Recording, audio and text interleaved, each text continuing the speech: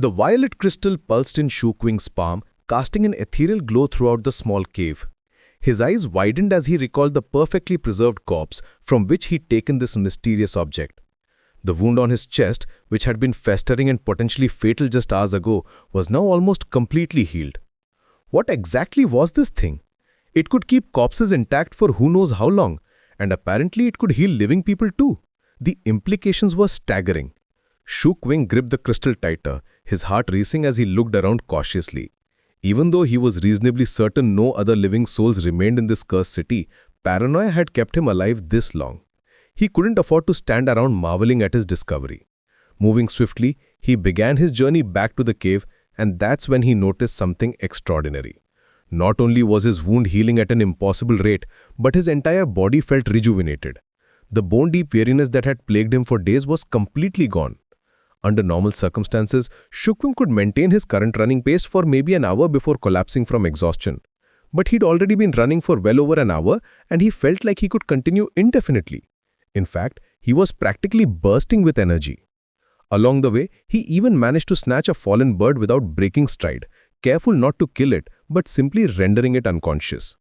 Living creatures stayed fresh much longer than dead ones. When he finally reached his cave, there was still daylight remaining, but he wasn't taking any chances. Despite his unprecedented good mood, Qing hadn't suddenly become reckless. He knew that with the opening of the God's Eye and the creation of this forbidden region, mutant beasts weren't the only dangers that emerged after dark. There were also Grus, those terrifying creatures that appeared in places where many people had died. Even back in the slums where he'd grown up, everyone knew the stories about Grus and their haunting laughter echoing through the darkness. The cardinal rule was simple. Never look at a Gru, never touch one, never even get close to one. Based on his experience, they always came out at night, though he had no way of knowing if they might appear during daylight hours as well. So when he spotted his cave in the distance, he didn't slow down. Moving at maximum speed, he shot inside and quickly sealed the entrance. Only then did he allow himself to sit cross-legged and examine the crystal properly. Violet light radiated upward, illuminating every corner of the small cave and causing his eyes to glitter with the same otherworldly color. The crystal was long and thin, roughly the size of one of his fingers, and it appeared to contain something soft and downy inside. That mysterious substance was the source of the violet illumination. After studying it for some time, a thought occurred to him. He pulled open his leather jerkin to check his wound and saw that it was about 90% healed. The remaining damaged tissue wouldn't take much longer to return to normal, and even the scar tissue around the edges was beginning to fade away. Given how hard he'd been running without feeling tired, Qing had already reached some conclusions about this crystal. It obviously possessed remarkable restorative properties. It could heal wounds, restore physical strength, and apparently replenish one's life force. He wondered what other abilities it might have, his eyes shining with curiosity and calculation. Whether this violet crystal was connected to the opening of the God's Eyes remained uncertain, but it seemed like a reasonable possibility. Regardless of its origins, it was undoubtedly a precious treasure. He had never, in his entire life, heard of anything so spectacular. With something this useful in his possession, he might as well have a second life. However, the harsh reality was that he'd only managed to acquire it because he was the sole living person in the city to find it. Once the blood rain stopped and other people returned, how could a slum boy like him possibly keep such a thing safe? He needed to find a way to hide the violet crystal effectively. After some consideration, he pulled out the unconscious bird he'd captured earlier. After binding its beak to prevent it from crying out, he took the dagger from his thigh and carefully sliced open a small cut on the creature. The bird struggled weakly as Qing pushed the violet crystal into the wound. Then he watched with wide eyes to see what would happen. Despite the bird struggling, the air around them began to ripple and flow with spirit power. In fact, there was far more spirit power at work than when Qing practiced his own cultivation, and it all moved toward the bird. Suddenly, the bird began struggling with much more force than before, until Qing was having serious trouble restraining it. His eyes grew even wider as the creature became increasingly difficult to control. Usually it would take only a bit of effort to snap a bird's neck, but this time he had to try several times before succeeding. He quickly extracted the crystal from the bird's body and examined it carefully before closing his eyes in thought. The bird hadn't died when he inserted the crystal. Instead, it had received a massive influx of spirit power and had become significantly stronger. His conclusion was clear. This crystal wasn't dangerous to living beings. A moment later, he opened his eyes with complete resolute and, gritting his teeth against the pain, shoved the violet crystal into the still healing wound on his chest. There could be no safer place to hide this thing than inside his own body.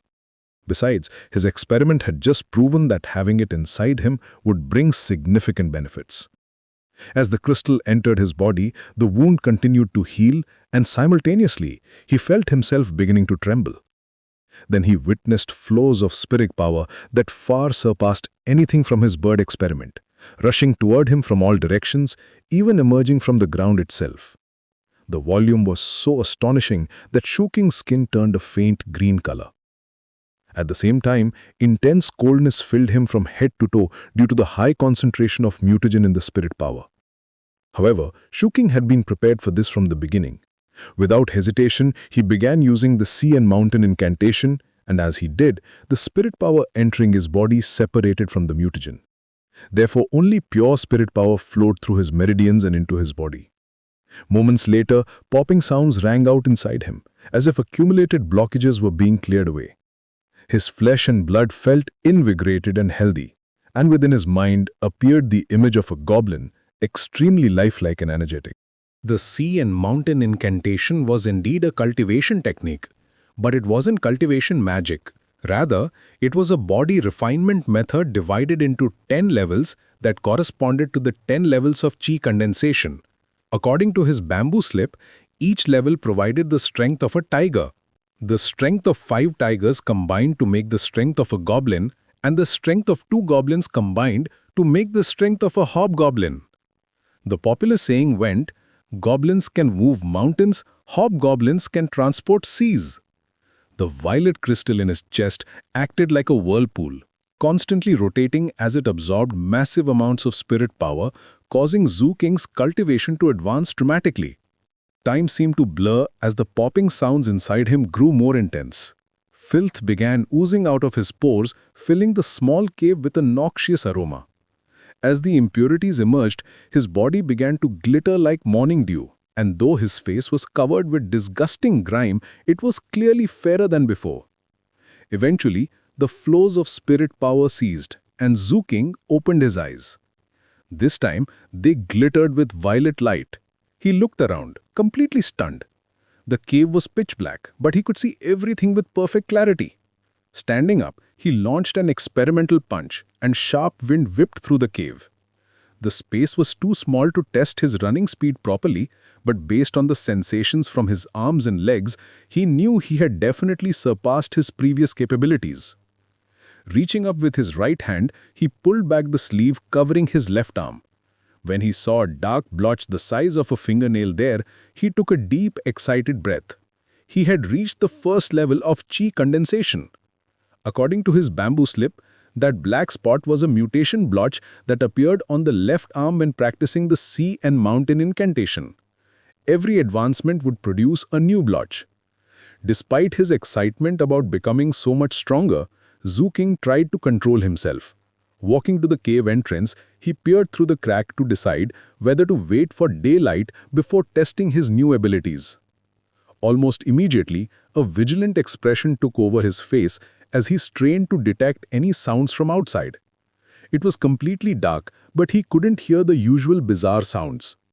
In all his days here, he had never experienced such silence.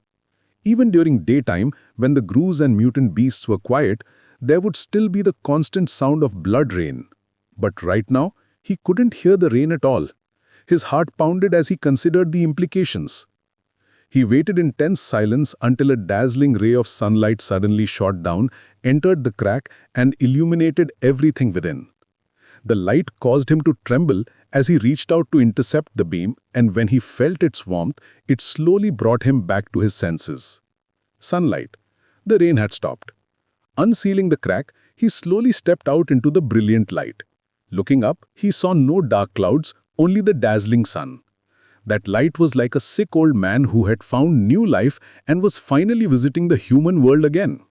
Zhu Qing took a deep breath of the sun-filled air and looked around at the ruined city bathed in morning glow.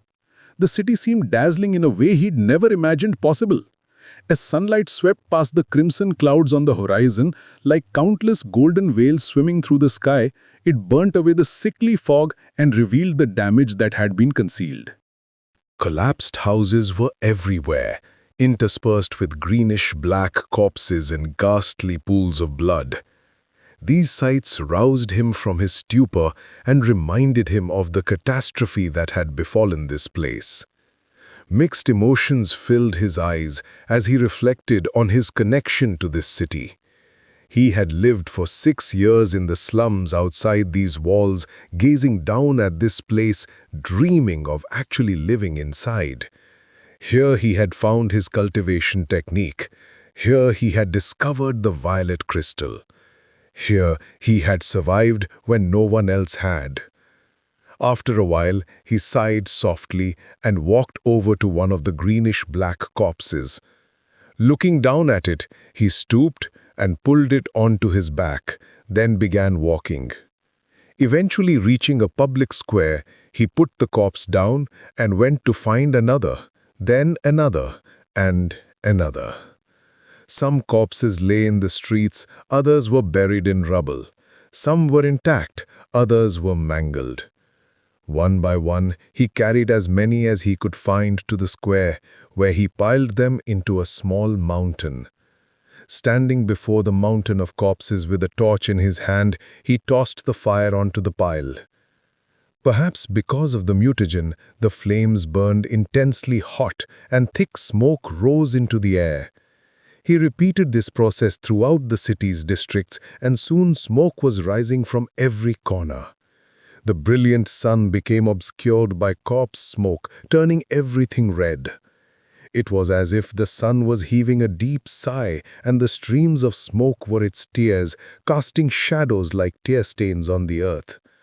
The final tear stain led him back to where he'd found the violet crystal. He took the old man from the medicine shop and added him to a pile of corpses to burn. Standing beside the flames as they reflected in his dark pupils, flickering endlessly, the tips of his long, disheveled hair curling in the heat, he clasped his hands and bowed deeply. "May you rest in peace," he said solemnly. The flames burned even hotter, sending sparks up like dandelion seeds to float away in the breeze.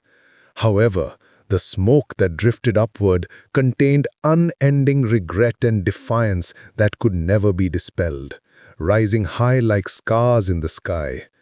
Suddenly, footsteps rang out behind him, followed by a bizarre and mystifying voice. "I was wondering why I didn't see any corpses around here. It turns out a skinny little brat was wasting his energy cremating them.